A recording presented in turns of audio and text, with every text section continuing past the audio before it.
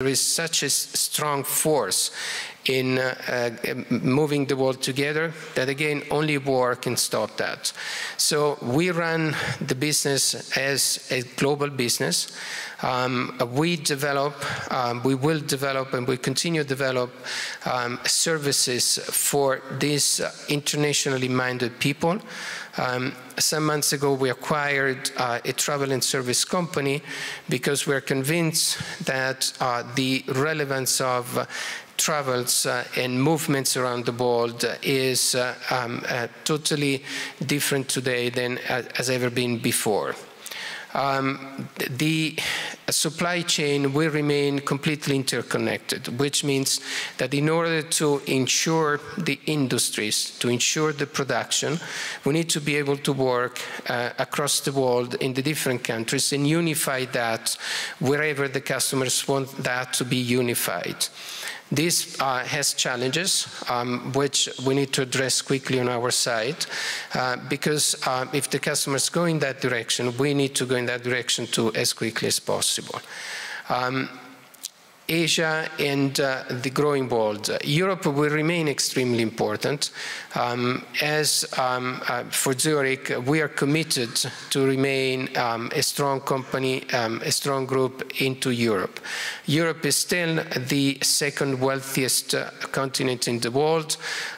It will remain as such for a number of years, but innovation is not coming anymore from Europe. Innovation comes from Asia, as I said before. So we're investing in Asia. We are developing ourselves in the Asian part of the world, and we will continue to deploy capital there, following just how the world is reshaping itself. Technology and new services. That's a fantastic opportunity for the insurance world. When I started in insurance and I started working on the claim side, claims were all paper-based, and customers were required to bring papers, to sign them, to bring pictures, to wait, queue, and after many months, they will get a check, which then they will go into a bank and cash in. In the world of today, as you know, you can provide services through apps, and things can be done online, starting from the management of the claim. Sites can be inspected, again, as you all know, from remote, using technology and using technological solutions. Payments are done by wire transfers. The lag time in doing these things should become a matter of days and not a matter of weeks or months, if not hours, as it should be in the retail. This calls for a lot of innovation on our side. The only point I strongly make is the innovation has to be for customer service. What is not for customer service is rather irrelevant. What I mean by that is that, of course, insurance also has to innovate through technology and reduce the cost of doing business. But the cost of doing business of insurance is relatively minor compared with the opportunities that we have today to expand our services and to enlarge our products by using the technology. That is the distinctive strength that technology can offer to us these days.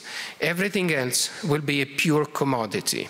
So the use of paperless systems in an insurance company, that is a commodity, which now the majority of the softwares available allow the companies to have. That does not distinguish at all a good and bad insurance company.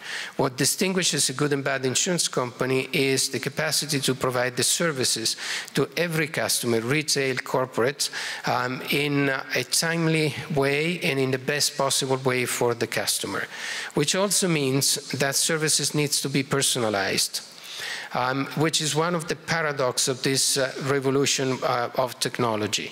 Yes, I mean, technology is growing, and technology seems to be a very neutral, anonymous thing. But in reality, what technology allows is to personalize the relationship, the service, to the needs of the customers.